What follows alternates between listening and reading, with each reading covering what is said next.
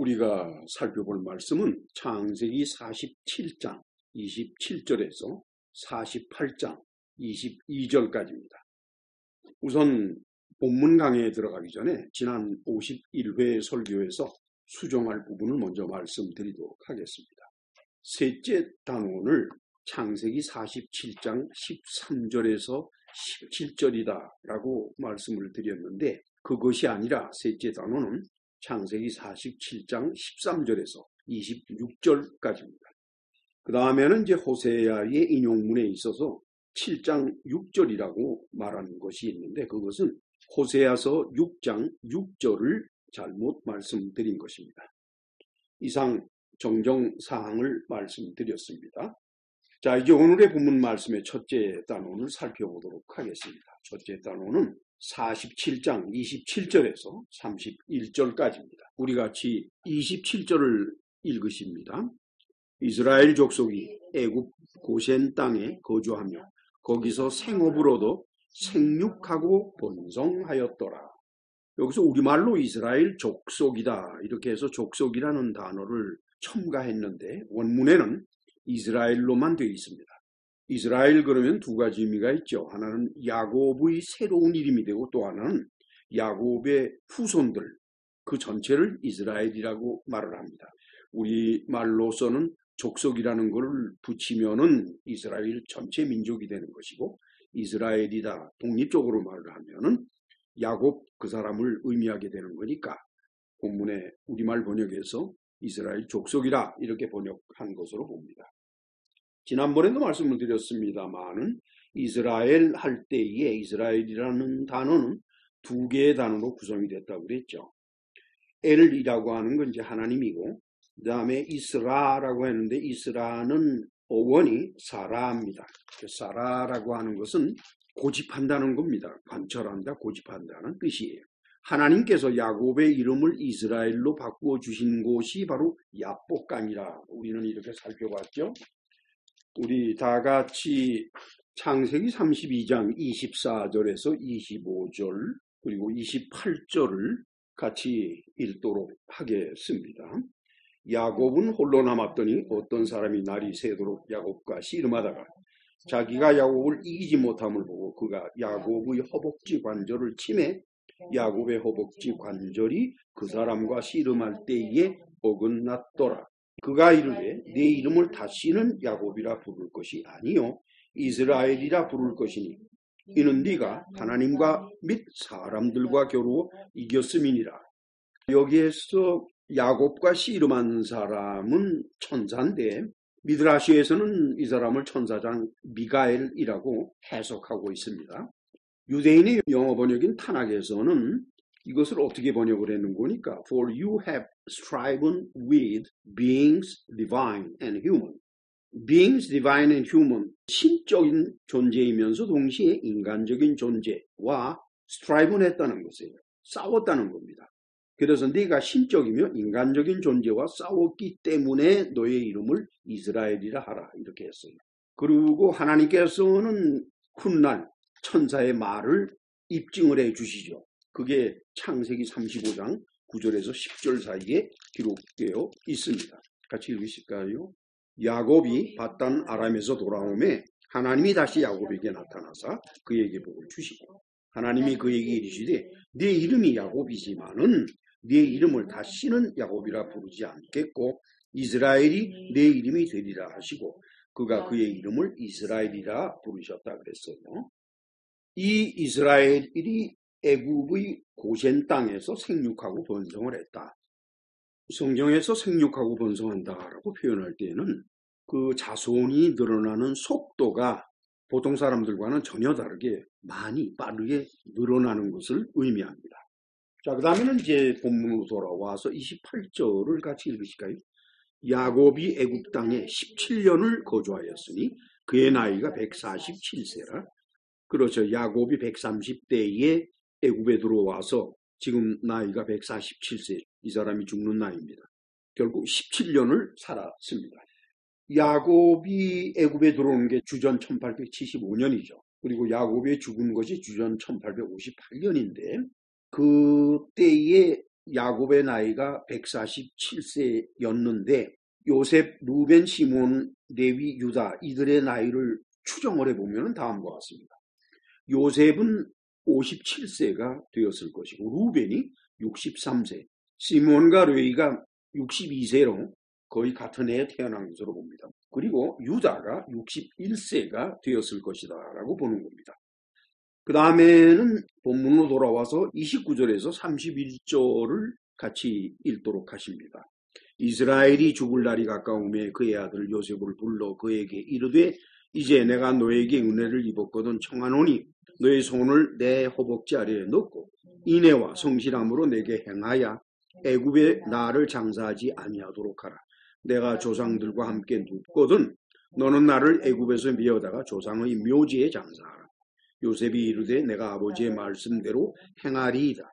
야곱이 또 이르되 나에게 맹세하라 하매 그가 맹세하니 이스라엘이 침상머리에서 하나님께 경배했다. 이렇게 되어 있어요. 이스라엘은 조상의 묘에 자기의 시신을 넣도록 요셉에게 지시를 합니다. 이 조상의 묘는 막벨라 굴이라고 했지요.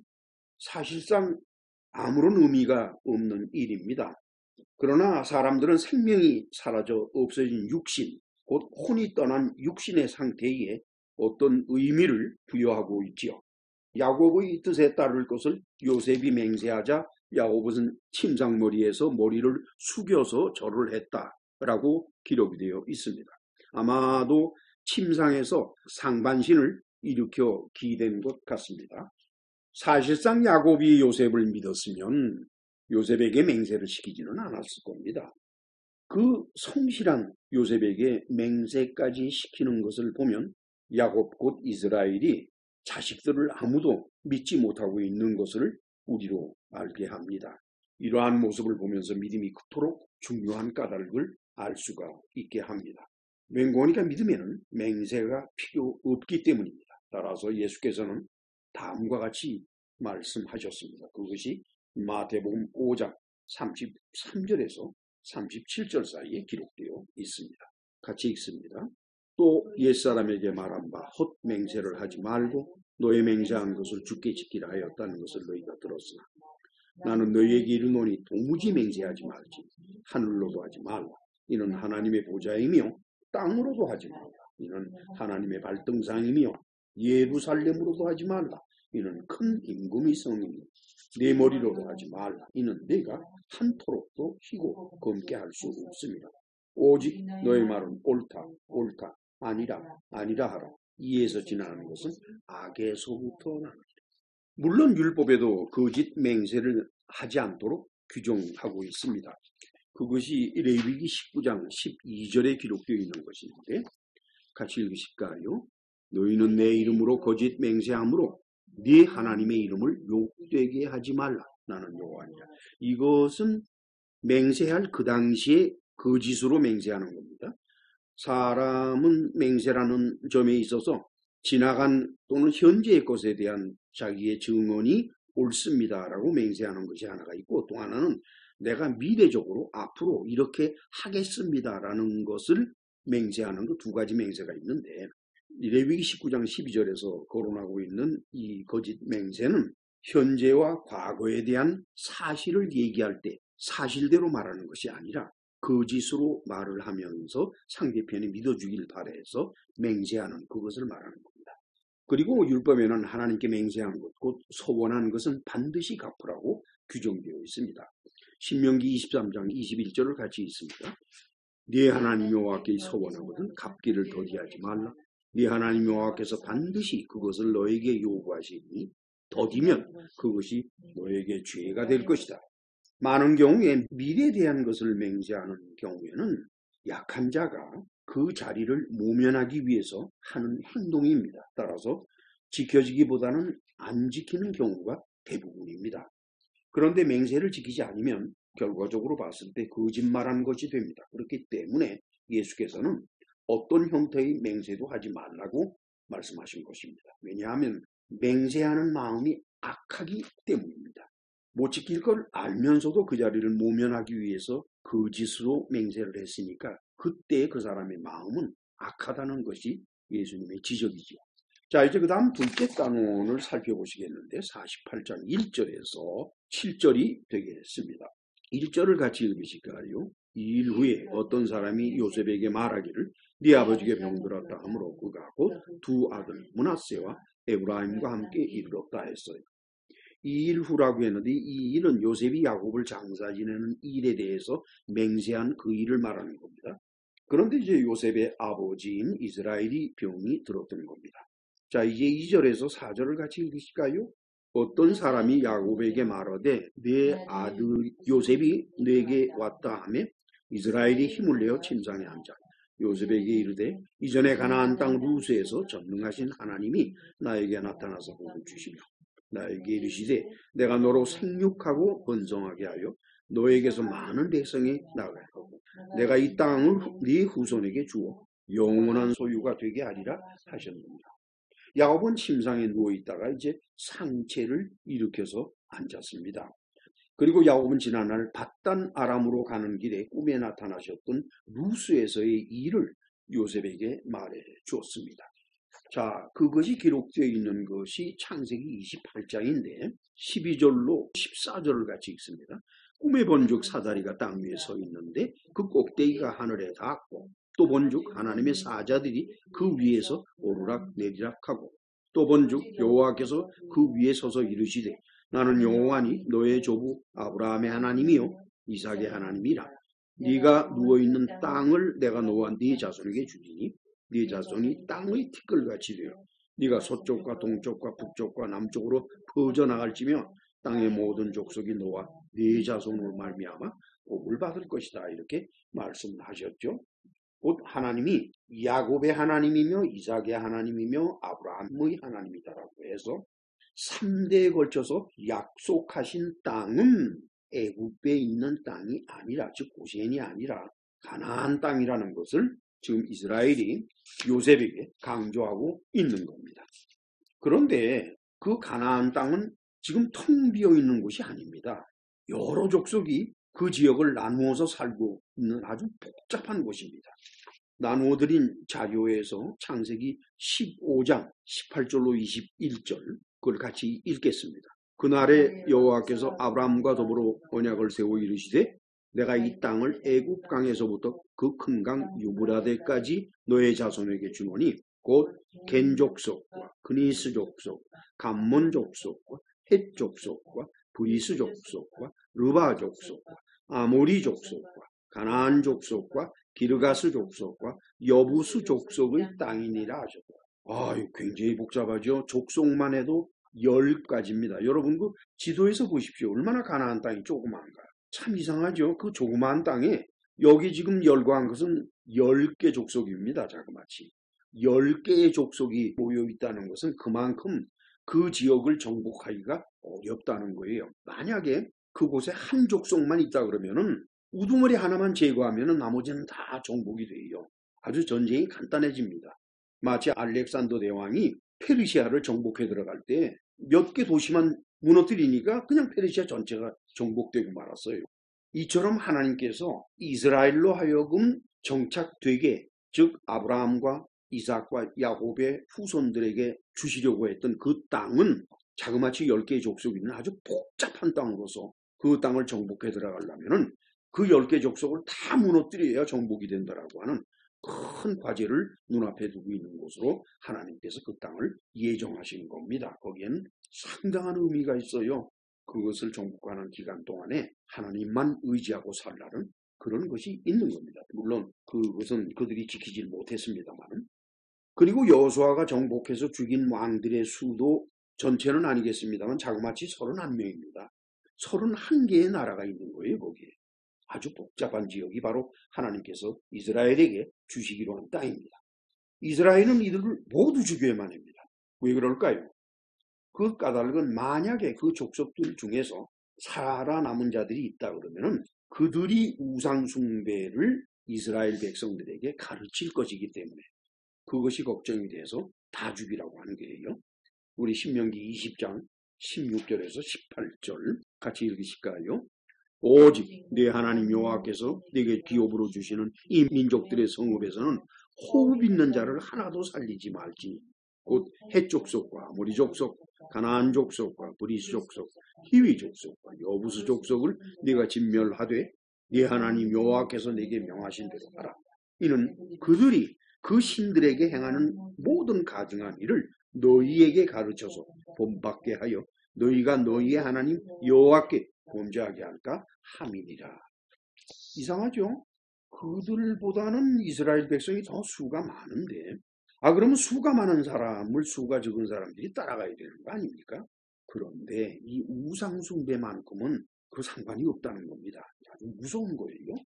이러한 현상은 오늘날 교회에도 다를 것이 하나도 없습니다. 여러분, 신구약 성경을 기록된 그대로 바르게 읽고 배우지 못한 사람들, 그런 사람들은 성경 전체에서 듣기 좋은 성경 구절만 기억하는 사람들입니다. 그들은 아무리 교회를 오래 다녔어도 진실한 그리스도인이 될 수가 없다는 거예요. 그리스도인은 교회 다닌다고 되는 것도 아니고 아멘 한다고 되는 것도 아닙니다. 그리고 성경 구절 몇 개를 열거하고 난 다음에 온통 세상 사례를 예화로 엮어서 만든 설교에 익숙한 사람들, 그런 설교는 대부분 논리적이고 이성적이라기보다는 감정적으로 편승되는 겁니다. 이런 것에 습관화된 사람들 역시 진실한 그리스도인이 될 수는 없는 겁니다. 게다가 설교를 현실 정치나 사회 문제에 대한 비판이나 돌파구로 삼는 설교자, 그 설교자가 묶어놓은 교회 역시 진실한 그리스도인이 살아서 호흡할 수 있는 공동체는 될 수가 없다는 겁니다, 여러분. 뿐만 아니라 하나님의 초자연적인 능력을 빌려서 자신의 인생 문제를 해결하는 것이 신앙의 목적이다, 또는 신앙의 부산물이다, 이렇게 되어 있는 사람들, 그들 역시도 진실한 그리스도인이 될 수는 없는 겁니다. 진실한 그리스도인은 누굴까요? 오직 예수님의 가르침에 따라 끝없이 용서하고 자기의 권리를 양보하면서 하나님을 믿고 의지하면서 하루하루를 살아가는 자들, 그들만이 진실한 그리스도인이 될 수 있는 것이죠. 지난 2000년 가까운 기독교 교회의 역사에서 교회와 교인들은 하나님을 자신들이 필요로 하고 원하는 일을 이루어주는 신적인 존재로만 이용해 왔습니다. 그 생태를 우리는 어렵지 않게 발견할 수가 있지요. 그래서 그들은 우상 대신에 십자가를 앞세웠습니다. 자, 그렇다면 그들이 추구해온 것이 과연 무엇일까요? 모세가 하나님께로부터 율법을 받아 이스라엘에게 전한 다음부터 우상 숭배를 그렇게 막으려고 했습니다. 그런데 사람들의 마음이 이 세상의 삶에 있는 그들 유대인들에게서 우상 숭배를 마음에서부터 없애지는 못했던 겁니다. 우상 숭배를 없애려 하면 마음이 이 세상 삶에 묶여 있으면 되지가 않아요. 이 세상 삶에 묶여 있는 마음을 가진 사람들은 참 하나님을 찾아갈 수가 없어요. 왜? 참 하나님은 그것을 충족시켜주는 분이 아니기 때문입니다. 이것은 기독교인들도 마찬가지입니다. 그 마음이 위에 있지 않고 이 세상 인간 삶에 있는 사람, 그들은 그 마음 안에 탐심이라는 우상을 담고 살고 있기 마련인 겁니다. 그 내용이 바울에 의해서 증거가 되고 있는데 골로새서 3장 1절에서 3절 그리고 5절에 기록되어 있습니다. 같이 읽읍시다. 그러므로 너희가 그리스도와 함께 다시 살리심을 받았으면 위의 것을 찾으라. 거기는 그리스도께서 하나님 우편에 앉아 계시느니라. 위의 것을 생각하고 땅의 것을 생각하지 말라. 이는 너희가 죽었고 너희 생명이 그리스도와 함께 하나님 안에 감추었습니다. 그러므로 땅에 있는 지체를 죽이라. 곧 음란과 부정과 사욕과 악한 정욕과 탐심이니 탐심은 우상 숭배니라. 자, 이제 다시 본문으로 돌아와서 48장 5절에서 6절을 같이 읽으실까요? 내가 애굽으로 와서 너에게 이르기 전에 애굽에서 네가 낳은 두 아들 에브라임과 므낫세는 내 것이라. 루벤과 시므온처럼 내 것이 될 것이요 이들 후의 네 소생은 너의 것이 될 것이며 그들의 유산은 그들의 형의 이름으로 함께 받으리라. 야곱은 즉 이스라엘이죠. 요셉의 두 아들 곧 므낫세와 에브라임을 루벤과 시므온처럼 자기의 것이 되게 하겠다. 그 얘기는 뭡니까? 루벤과 시므온이 야곱 곧 이스라엘의 아들인 것처럼 므낫세와 에브라임 사실은 손자들인데 그들도 자기에게서 아들 역할을 한다는 거예요. 그것은 곧 무엇을 말하는 거니? 유업을 물려줄 때 요셉에게 물려주는 것이 아니라 요셉의 두 아들 므낫세와 에브라임에게 유업을 따로따로 물려주니까 결국 요셉은 두 몫을 받게 되는 거죠. 따라서 이것은 요셉에게 두 개의 지파를 주겠다는 것입니다. 다른 아들들은 한 개의 지파인데 요셉만 두 지파를 받아요. 하나는 므낫세 지파, 하나는 에브라임 지파. 이스라엘의 12지파는 가나안에서 땅을 배정받는 단위가 됩니다. 민수기에 기록되어 있는 출애굽 시의 이스라엘 인구는 60만 3,550명이고 광야 40년 마지막 때의 인구는 60만 1,730명이었습니다. 이 계수에 요셉의 두 아들인 므낫세와 에브라임이 12지파 중의 두 개의 지파를 이루고 있었다는 겁니다.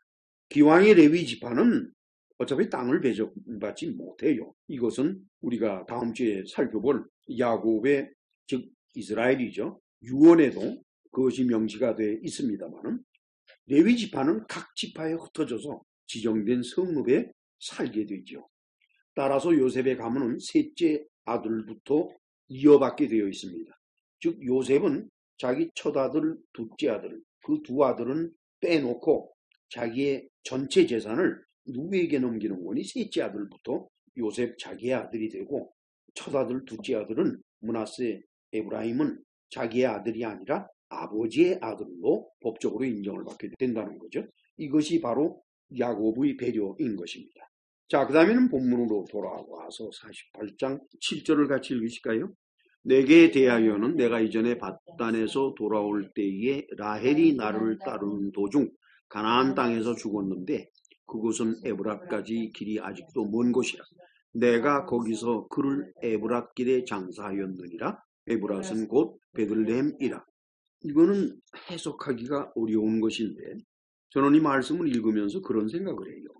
야곱이 요셉에게 이처럼 두 개의 지파를 나누어 주는 것, 그렇게 하는 데에는 야곱의 측에서, 즉 이스라엘의 측에서 이유가 있다는 거예요. 밧단 아람에서 돌아오는 길에 라헬이 가나안 땅에서 죽지요. 베냐민을 낳다가 죽습니다만, 근데 그것이 에브랏, 곧 베들레헴에 완전히 도착하기 전에 노중에서 죽었기 때문에 그 노중에서 매장을 했습니다. 근데 그 라헬은 야곱이 가장 사랑하는 부인이었어요.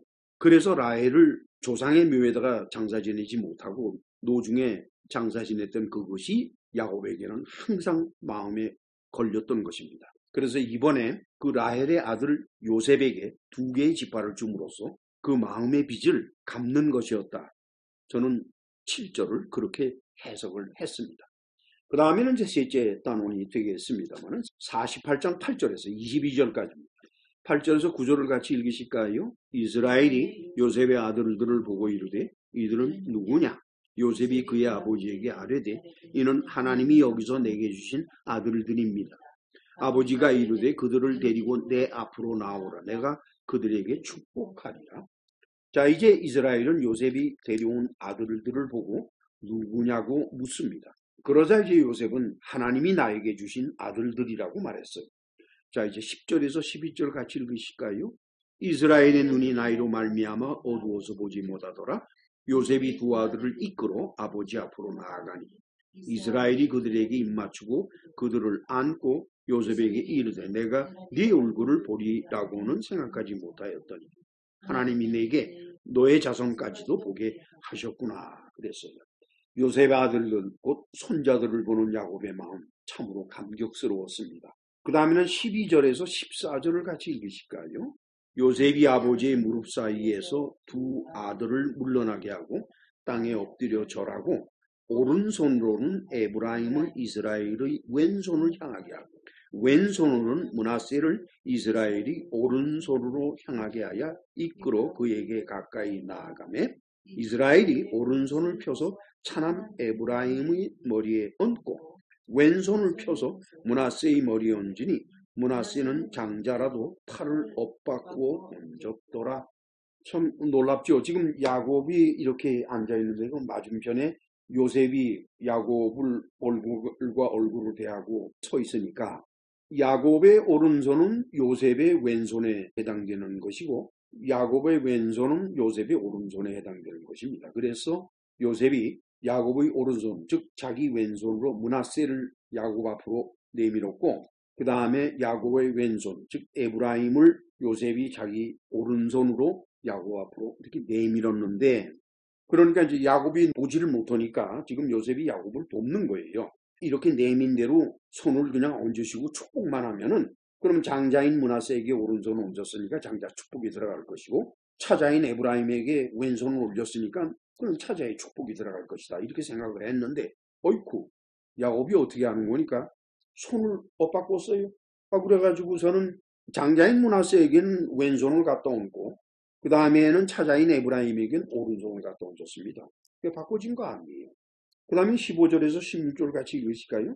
그가 요셉을 위하여 축복하게 이르되 내 조부 아브라함과 아버지 이삭이 섬기던 하나님, 나의 출생으로부터 지금까지 나를 기르신 하나님, 나를 모든 환난에서 건지신 여호와의 사자께서 이 아이들에게 복을 주시며 이들로 내 이름과 내 조상 아브라함과 이삭의 이름으로 칭하게 하시오며 이들이 세상에게 번식되게 하시기를 원하나이다. 여기에 이제 이스라엘의 축복이 나타나는데 뭐라 그러는 거니까 지금 요셉의 아들이면 당연히 요셉의 이름으로 칭해야 됩니다. 므낫세와 에브라임. 그런데 지금 그 두 아이에게 이스라엘은 뭐라 그러는 거니? 자기 이름 그리고 자기 조상 아브라함의 이름 그리고 이삭의 이름으로 칭하게 해달라는 거예요.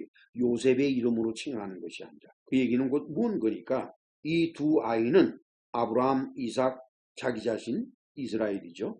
그 3대에 걸쳐진 하나님의 언약이 시행되는 그런 사람들이다. 이렇게 말하는 거죠. 즉 12지파 중의 2지파로 칭하게 되는 것입니다. 자, 이제 본문 17절에서 18절을 같이 읽으실까요? 요셉이 그 아버지가 오른손을 에브라임이 머리에 얹는 것을 보고 기뻐하지 아니하여 아버지의 손을 들어 에브라임의 머리에서 므낫세의 머리로 옮기고자 하여 그의 아버지에게 이르되 아버지여 그리 마옵소서 이는 장자이니 오른손을 그의 머리에 얹으소서 하였다 했어요. 당연하죠.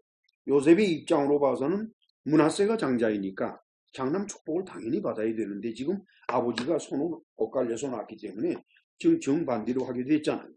그래서 그것을 이제 고쳐주려고 아버지에게 말씀을 드렸습니다. 그러자 19절에서 20절 이스라엘이 답변을 합니다. 19절에서 20절 같이 읽으실까요? 그의 아버지가 허락하지 아니하며 이르되 나도 안다. 내 아들아 나도 안다. 그도 한 족속이 되며 그도 크게 되려니와 그의 아우가 그보다 더 큰 자가 되고 그의 자손이 여러 민족을 이루리라 하고 그날에 그들에게 축복하여 이르되 이스라엘이 너로 말미암아 축복하기를 하나님이 내게 에브라임 같고 므낫세 같게 하시리라 하며 에브라임을 므낫세보다 앞세웠다 했어요. 야곱은 차자인 에브라임이 장자인 므낫세보다 더 큰 지파를 이룰 것이라고 예언을 했던 것입니다. 곧 하나님의 선택이 므낫세에게 있는 것이 아니라 에브라임에게 있는 것을 의미하는 거죠. 자, 이제 21절에서 22절을 같이 읽으실까요? 이스라엘이 요셉에게 또 이르되 나는 주구나 하나님이 너희와 함께 계시사 너희를 인도하여 너희 조상의 땅으로 돌아가게 하리오니와 내가 너에게 네 형제보다 세겜 땅을 주었나니 이는 내가 내 칼과 활로 아모리 족속의 손에서 빼앗은 것이니이다. 실제로 어떻게 됐나를 볼까요? 여호수아서 24장 32절을 같이 읽으실까요? 또 이스라엘 자손이 애굽에서 가져온 요셉의 뼈를 세겜에 장사하였으니 이곳은 야곱이 100시타를 주고 세겜의 아버지 하몰의 자손들에게서 산 밭이라. 그것이 요셉 자손의 기업이 되었더라. 결국 세겜 땅은 서부 므낫세 지파의 땅이 되었습니다. 즉 요셉에게 세겜 땅을 더 주겠다고 한 그것이 이제 약속대로 이루어진 거지요. 자, 이렇게 해서 우리는 오늘의 본문에 대한 강해를 마쳤습니다. 순서에 따라서 이제부터 우리는 본문 속에 담겨있는 메시지를 찾고자 합니다. 메시지가 담겨있는 본문은 다음과 같습니다. 그것은 48장 17절에서 19절이 올시다. 우리 다시 같이 읽으십시다. 요셉이 그 아버지가 오른손을 에브라임의 머리에 얹은 것을 보고 기뻐하지 아니하여 아버지의 손을 들어 에브라임의 머리에서 므낫세의 머리로 옮기고자 하여 그의 아버지에게 이르되 아버지여 그리 마옵소서. 이는 장자이니 오른손을 그의 머리에 얹으소서 하였습니다.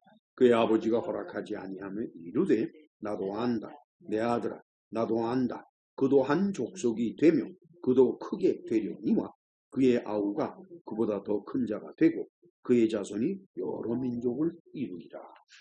이스라엘은 요셉의 두 아들을 축복하는 과정에서 차자인 에브라임에게 장자 축복을 내리고 장자인 므낫세에게 차자 축복을 내렸던 것입니다. 요셉은 그러한 이스라엘의 행동이 못마땅했습니다. 이때 이스라엘의 건강 상태는 어땠을까요? 우리 48장 10절을 다시 읽으실까요? 이스라엘의 눈이 나이로 말미암아 어두워서 보지 못하더라 그랬지요. 이스라엘의 눈이 나이로 말미암아 어두워서 보지 못했다. 여기서 나이로 말미암아라고 한 것의 어원이 조켄인데 old age란 뜻이에요. 늙은 나이라는 뜻이고, 그 다음에는 눈이 어두웠다라고 우리말로 번역된 히브리어가 카베트입니다. 카베트는 dull of the eyes so as to be unable to see예요. 눈이 침침해서 노안이죠. unable to see, 볼 수가 없는 상태를 말하는 겁니다. 그러니까 지금 이스라엘은 앞을 못 보는 거예요. 눈을 떠도 못 보는 거예요. 노안으로 눈이 아주 침침해졌기 때문에 어두워졌다고 그러죠. 그래서 요셉은 아버지 이스라엘이 노안으로 보지 못하는 상태이기 때문에 실수로 그렇게 하는 것으로 여길 수밖에 없었습니다. 그렇지만 이스라엘은 보지 못하는 상태에서도 므낫세와 에브라임을 구분하고 있었죠. 따라서 이러한 행동은 이건 사람이 하는 것이 아닙니다. 하나님이 하시는 것임을 우리는 알 수가 있습니다. 사람이 정해놓은 인륜, 즉 므낫세가 장남이고 에브라임이 차자다. 이것은 사람이 정해놓은 인륜이죠. 이것은 범할 수 있는 분야가 아닙니다. 이것은 절대로 변하지가 못하는 분야예요. 그렇다 할지라도 하나님이 어떤 원칙을 정해놓으시면 그것이 사람이 정해놓은 인륜을 넘어서게 된다는 겁니다. 이러한 섭리를 사도 바울은 다음과 같이 표현하고 있습니다. 우리 로마서 9장의 15절로 16절 그리고 18절입니다만 같이 읽으실까요? 모세에게 이르시되 내가 긍휼히 여길 자를 긍휼히 여기고 불쌍히 여길 자를 불쌍히 여기리라 하셨으니 그런즉 원하는 자로 말미암음도 아니요 다른 박질하는 자로 말미암음도 아니요 오직 긍휼히 여기시는 하나님으로 말미암음이니라. 그런즉 하나님께서 하고자 하시는 자를 긍휼히 여기시고 하고자 하시는 자를 완악하게 하시느니라. 사도 바울은 긍휼히 여기는 것만큼은 하나님께서 일방적으로 하시는 일이지 우리 사람들의 눈으로 또는 사람들의 행동에 의해서 그렇게 결정되는 것이 아니라는 겁니다. 원하는 자로 말미암음도 아니고 다른 박질하는 자로 말미암음도 아니다. 이렇게 되는 거죠. 그리고 하나님의 이러한 행동은 아무도 비난할 수 있는 성격의 것은 아니라는 거예요. 그것이 로마서 9장 20절에서 21절 사이에 기록되어 있습니다. 같이 읽으십시다. 이 사람아 네가 누구에게 감히 하나님께 반문하느냐. 지음을 받은 물건이 지은 자에게 어찌 나를 이같이 만들었느냐 말하겠느냐. 토기장이가 진흙 한 도미로 하나는 귀히 쓸 그릇을 하나는 천히 쓸 그릇을 만들 권한이 없느냐. 여러분 이건 대단한 겁니다. 토기장이가 진흙을 가지고 아주 귀히 쓸 그릇, 즉 사람이 닦고 좋은 데다 놓고 보기만 하는 그런 그릇을 만들 수도 있고 또 하나는 허구한 날 찌개를 만들고 찌개를 데우느라고 화롯불 위에 얹어놓는 그런 토기 그릇. 그거 얼마나 천해요. 그렇잖아요? 근데 그는 똑같은 토기장이가 똑같은 흙을 가지고 그렇게 만들었다고 지금 바울은 말하고 있는 거예요. 그런데 그 토기들은 토기장이에게 나를 왜 이렇게 만들었느냐고 아무도 말을 못해요. 그걸 지금 말하고 있는 겁니다. 사람이 대단한 것 같지만은 하나님 앞에서는 질그릇에 불과한 겁니다. 이거 모르시면 큰일 나요. 이 세상에 사람의 아들로 태어나심을 통해서 하나님의 아들이 오셨죠. 그분이 바로 예수 그리스도이십니다. 그분도 사람이 죽은 후에 그 영혼이 낙원에 가게 되는 자는 자기의 노력이나 또는 자기의 성격이나 또는 자기가 이룩한 모든 것에 의해서 결정되는 것이 아니라 아버지 하나님이 친히 일방적으로 선택하셔서 아들 하나님께 보내셔야만이 된다라고 말씀을 하셨습니다. 그것이 요한복음 6장 37절에서 40절 그리고 44절에 기록되어 있죠. 같이 읽습니다. 아버지께서 내게 주시는 자는 다 내게로 올 것이요 내게 오는 자는 내가 결코 내쫓지 아니하리라. 내가 하늘에서 내려온 것은 내 뜻을 행하려 함이 아니요 나를 보내신 이의 뜻을 행하려 함이니라. 나를 보내신 이의 뜻은 내게 주신 자 중에 내가 하나도 잃어버리지 아니하고 마지막 날에 다시 살리는 이것이니라.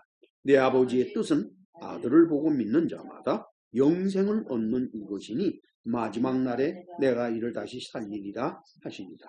나를 보내신 아버지께서 이끌지 아니하시면 아무도 내게 올 수 없으니 오는 그를 내가 마지막 날에 다시 살리리라. 하나님이 아담과 하와를 창조하신 후에 이 두 사람과 그리고 그들의 후손으로 인해서 이 세상에 태어나서 죽어간 사람들의 수가 과연 얼마나 되는지 아는 사람은 없습니다. 예를 들어 진화론에 따라 인류의 역사를 5만 년 이상으로 추정하는 자들, 이들은 지금까지 태어나서 죽어간 사람의 수가 1천억을 넘을 것이다라고 추산을 합니다. 한편 성경의 창조론에 바탕을 주는 자들은 인류를 크게 두 가지 단위로 나누고 있죠. 첫째 단위는 아담에서 노아의 대홍수 때까지입니다. 그것이 한 단위를 이루고 있죠. 그리고 두 번째 단위가 바로 뭔가 노아와 그 자식들 합해서 모두 8명으로 시작해서 오늘까지를 또 다른 단위로 구분을 하는 것입니다. 이들 중에서 하나님이 선택하신 사람의 수가 얼마나 되는지 이것을 알 수 있는 사람은 없습니다. 다만 분명한 구분을 우리는 알고 있죠. 첫째, 노아의 홍수 이전에는 노아의 가족 외에 하나님이 선택하신 자가 없다는 거예요. 그때 수십억의 인구가 있었다라고 가정을 해도 아무도 하나님은 선택을 안 하신 겁니다. 그 다음에 두 번째는 노아의 홍수 이후에는 아브라함, 이삭, 야곱, 이스라엘이죠. 이 3대에 따른 선택만 기본이 되어 있고 나머지 민족에는 선택이 전혀 없습니다. 즉 야곱 그 이후에 12지파에서 태어난 이스라엘 민족만 선택의 영역이 되는 거죠. 나머지 민족은 선택과는 전혀 관계가 없는 겁니다. 세 번째, 그러나 이스라엘은 하나님의 이 선택을 온전히 이루지를 못했다는 데 문제가 있습니다. 그래서 하나님의 선택은 이스라엘 민족에게서 이방인에게로 옮겨갔습니다. 바울은 이러한 섭리를 호세아 선지자의 예언을 인용해서 다음과 같이 말을 했습니다. 그것이 로마서 9장 22절로 26절 사이에 기록이 되어 있습니다. 같이 읽으실까요? 만일 하나님이 그의 진노를 보이시고 그의 능력으로 알게 하고자 하사 멸하기로 준비된 진노의 그릇을 오래 참으심으로 관용하시고 또한 영광 받기로 예배하신 바 긍휼의 그릇에 대하여 그 영광의 풍성함을 알게 하고자 하셨을지라도 무슨 말을 하리요? 이 그릇은 우리니 곧 유대인 중에서뿐만 아니라 이방인 중에서도 부르신 자니라. 호세아의 글에도 이르기를 내가 내 백성 아닌 자를 내 백성이라 사랑하지 아니한 자를 사랑한 자라 부르리라. 너희는 내 백성이 아니라 한 그곳에서 그들이 살아계신 하나님의 아들이라 일컬음을 받으리라. 이방인에게로 옮겨가는 거죠. 그리고 바울은 계속해서 이사야의 예언을 인용해서 이스라엘 민족 모두 중에서 오직 남은 자만이 구원받을 것이라고 했습니다. 로마서 9장 27절에서 28절입니다. 같이 읽으실까요? 또 이사야가 이스라엘에 관하여 외치되 이스라엘 자손들의 수가 비록 바다의 모래 같을지라도 남은 자만 구원을 받으니 주께서 땅 위에서 그 말씀을 이루고 속히 시행하시리라 하셨느니라. 뭐라고 그랬습니까? 27절에 이스라엘 자손들의 수가 비록 바다의 모래 같을지라도 남은 자만 구원을 받는다. 이스라엘 민족의 3000년 역사를 바라볼 때에 그 3000년 동안 얼마나 많은 사람들이 이스라엘 민족으로 태어났습니까? 12지파에서. 그런데 그들 중에 아마도 하나님의 선택을 받은 자들이 거의 없다는 겁니다. 이사야는 뭐라고 그러는 거니? 바다모래같이 많을지라도 다 쓸데없는 것들이고 남은 자만 구원을 받는다는 것입니다. 그 남은 자가 누구겠습니까? 저는 남은 자를 추상적으로 늘 생각을 해왔는데 남는다는 게 반드시 시기적인 의미를 갖기 때문에 아마 종말 때에 우리 주님이 오시는 그때 유대인들 중에서 남아있는 자들이죠. 유대인들 중에서 아마도 일제히 선택을 받게 되는 그런 일이 있을 것이라고 하는 것입니다. 따라서 바울은 이 이스라엘 민족의 남은 자의 구원은 언제 이루어지는 거니까 먼저 이방인의 어떤 정해진 수가 있는데 그 수가 모두 구원을 받은 다음에 그 이스라엘 민족의 남은 자의 구원이 일제히 일어난다라고 말하고 있어요. 그것이 로마서 11장 25절에서 27절 사이에 기록되어 있습니다. 같이 읽습니다. 형제들아 너희가 스스로 지혜 있다 하면서 이 신비를 너희가 모르기를 내가 원하지 아니하노니 이 신비는 이방인의 충만한 수가 들어오기까지 이스라엘의 도로는 우둔하게 된 것이라. 그리하여 온 이스라엘이 구원을 받으리라. 이렇게 돼 있어요. 예수 그리스도로 말미암아 구원받고 낙원에 들어가는 자가 누구냐? 어떤 사람이냐? 그것은 하나님의 관심사가 아닙니다. 하나님의 관심사는 창조 전에 예정하신 숫자가 있는데 그 수가 채워지는 데 있을 뿐입니다. 이처럼 하나님의 선택과 부르심에는 결코 후회하심이 있을 수가 없습니다. 우리 로마서 11장 28절에서 29절 같이 읽으실까요? 복음으로 하면 그들이 너희로 말미암아 원수된 자요 택하심으로 하면 조상들로 말미암아 사랑을 입은 자라. 하나님의 은사와 부르심에는 후회하심이 없느니라. 하나님은 일단 계획을 세워 놓으시고 추진을 하실 때 완벽하게 하시기 때문에 그 하신 일에 대해서 후회할 일이 없다는 거예요. 하나님이 창조하시고 지금의 이 땅에서 선택하신 사람들을 백성으로 하시고 그리고 당신의 아들 하나님을 왕으로 삼으시는 새하늘과 새 땅, 거기에는 어느 누구도 옛날의 것을 기억하는 자가 없게 될 것이라고 성경은 말하고 있습니다. 우리 같이 이사야서 65장 17절을 같이 읽으실까요? 보라, 내가 새하늘과 새 땅을 창조하나니 이전 것은 기억되거나 마음에 생각나지 아니할 것이라 그랬어요.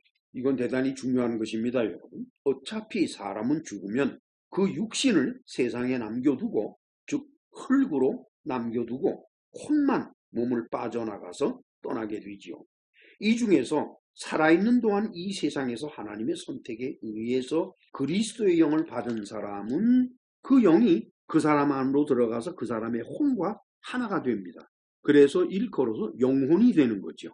그 영혼을 이루어서 살다가 육신이 죽으면 그 영혼이 빠져나가서 어디로 가는 거니? 낙원으로 가게 됩니다. 그런데 이러한 선택을 받지 못한 사람들이 있습니다. 대부분의 사람들이지요. 그들은 그 혼만 육신을 빠져나갑니다. 즉 영이 없는 사람들입니다. 그래서 어디로 가는 거니? 하데스로 가서 잡니다. 그래서 종말 때 하나님의 아들이 이 지구로 다시 오시게 될 그때에 하데스에서 깨어나게 되는데, 깨어날 때는 5,000년 전에 죽은 사람이나 방금 1시간 전에 죽은 사람이나 똑같다는 거예요. 그들은 방금 전에 잠들었다가 깬 사람 같은 겁니다. 5,000년이나 1시간이나 다 똑같다는 거예요. 이 경우 모두 다 혼은 자기의 모든 기억을 놓고 갑니다. 어디에다 놓고 갑니까? 인간의 기억은 뇌에 담겨져 있습니다. 이 뇌에. 따라서 그 뇌가 없으면 기억도 없어져요. 근데 그 뇌를 육체와 함께 땅에 놓고 가지 않습니까? 그렇기 때문에 모든 혼은 자신의 인생 삶에 대한 모든 것을 하나도 기억하지 못해요. 왠고니가 기억을 다 땅에 두고 왔거든요. 다만 낙원으로 가는 영혼에 있어서는 혼은 기억이 없습니다. 그러나 영이 있잖아요. 근데 그 영은 분명히 어떤 기억을 가지고 있을 텐데 그 영에게 담겨지는 기억은 꼭 필요한 것만, 즉 새하늘과 새 땅에서 꼭 필요한 것만 담겨져 있을 겁니다. 그 외에 그 새하늘과 새 땅에서 필요치 않은 것들은 하나님께서 그것을 기억으로 그 영에게 담아두실 리가 없어요. 그런데 그것이 무엇인지 그리고 그럴 가능성이 있는지에 대해서는 성경이 침묵을 하고 있습니다. 따라서 저도 아무리 연구를 해도 도저히 알 도리가 없다라고 여러분들에게 말씀드릴 수밖에 없어요. 오늘의 본문에서는 노안으로 앞을 보지 못하는 이스라엘 곧 야곱이 요셉의 노력에도 불구하고 오른손을 찾아인 에브라임의 머리 위에 엇바꾸어 놓으면서까지 장차 축복을 하고 있는 모습을 볼 수 있죠. 그리고 이러한 이스라엘의 행동은 그의 인간적인 선택이나 고집에서 오는 것이 아니라는 것을 제가 누차 말씀을 드렸고 이미 여러분들도 알고 계실 겁니다. 그렇다 그러면은 하나님이 이스라엘로 하여금 그렇게 선택하도록 하신 것이지요. 하나님의 나라는 인간이 백성이 되어 이루는 것은 사실입니다. 그러나 하나님의 나라는 인간이 만드는 것이 아닙니다. 즉 백성이 만드는 것이 아닙니다. 그 하나님의 나라의 백성 되는 사람이 누구이건 어떠한 인간이건 어떠한 인생을 살았든지 간에 하나님께서는 그에 상관없이 일일이 선택하시고 또 그에게 이 세상에서의 역할이 아니라 새하늘과 새 땅에서 그가 맡아야 될 역할에 맞는 위치를 주셔서 하나님 자신이 만들어 가시는 나라가 바로 새하늘과 새 땅에 이루어지는 하나님의 나라, 즉 아들 하나님의 나라가 되는 겁니다. 그렇게 해서 세워진 나라가 하나님이 거하신 초소가 되는 거지요. 그리고 사람은 선택을 받은 후에 새하늘과 새 땅에서 자신에게 부여될 자리를 감당해 나갈 수 있도록 이 세상 곧 처음 하늘과 처음 땅에서 살아있는 동안에 훈련과 연단을 쌓게 되어 있습니다. 자, 이제 우리는 에베소서 2장을 살펴보도록 하실까요? 20절에서 22절입니다. 같이 읽으십니다. 너희는 사도들과 선지자들의 터 위에 세우심을 입은 자라.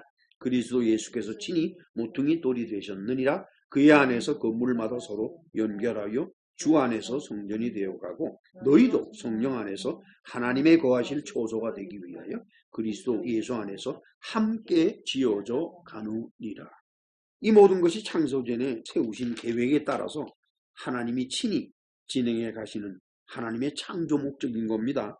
우리 에베소서 1장 4절에서 5절, 11절에서 12절 같이 읽으십니다. 곧 창세전에 그리스도 안에서 우리를 택하사 우리로 사랑 안에서 그 앞에 거룩하고 흠이 없게 하시려고 그 기쁘신 뜻대로 우리를 예정하사 예수 그리스도 말미암아 자기의 아들들이 되게 하셨으니 모든 일을 그의 뜻의 결정대로 일하시는 이의 계획을 따라 우리가 예정을 입어 그 안에서 기업이 되었으니 이는 우리가 그리스도 안에서 전부터 바라던 그의 영광의 찬송이 되게 하려 하심이라. 이 말씀은 누차에 걸쳐서 전한 것이니까 여러분들이 잘 아시는 겁니다. 그리고 에베소서 2장 10절을 같이 읽습니다. 우리는 그가 만드신 바라 그리스도 예수 안에서 선한 일을 위하여 지으심을 받은 자니 이 일은 하나님이 전에 예비하사 우리로 그 가운데서 행하게 하려 하심이니라. 하나님은 새하늘과 새 땅에 세워질 당신의 아들의 나라를 이루고 하나님의 뜻을 이루어갈 당신의 백성을 선택을 해서 연단시키기 위해서 이 온 우주와 특별히 지구를 창조하신 겁니다. 따라서 창세전에 계획하신 수가 차면 당신이 창조하신 이 지구와 우주의 모든 천체는 더 이상 필요가 없어집니다. 그래서 그것은 하나님의 불에 타서 모두 사라져 버린 것입니다. 이것을 올바로 알아야 우리가 그리스도인으로서 이 세상을 살아갈 때 어떻게 살지, 왜 살아가는 것인지 그 모든 것을 이해하고 실천하며 살아갈 수가 있게 되는 겁니다. 기도합시다. 전능하시고 자비로우신 하나님 아버지, 하나님에게 선택을 받은 사람들이 얼마나 소중하고 귀한 것인지 그것을 우리 모두는 잘 알아야 될 것 같습니다. 그것은 새하늘과 새 땅에서 하나님의 백성으로 살아갈 수 있는 자질과 능력과 그에 걸맞는 힘을 갖추게 하기 위해서 하나님께서 선택하셨다는 사실을 이 말씀을 듣는 모든 이들에게 진실로 하나님의 선택의 뜻이 무엇인지 하나님의 창조의 목적이 무엇인지 바로 알게 하여 주옵소서. 예수님의 이름으로 기도합나이다. 아멘. 하늘에 계신 우리 아버지여, 이름이 거룩히 여김을 받으시오니 나라의 임하옵시며 뜻이 하늘에서 이룬 것 같이 땅에서도 이루어지니 오늘날 우리에게 일용할 양식을 주옵시고 우리가 우리에게 죄 지은 자를 사하여 준 것 같이 우리의 죄를 사하여 주옵시고 우리를 시험에 들게 하지 마옵시며 다만 악에서 구하옵소서. 대개 나라와 권세와 영광이 아버지께 영원히 있사옵나이다. 아멘.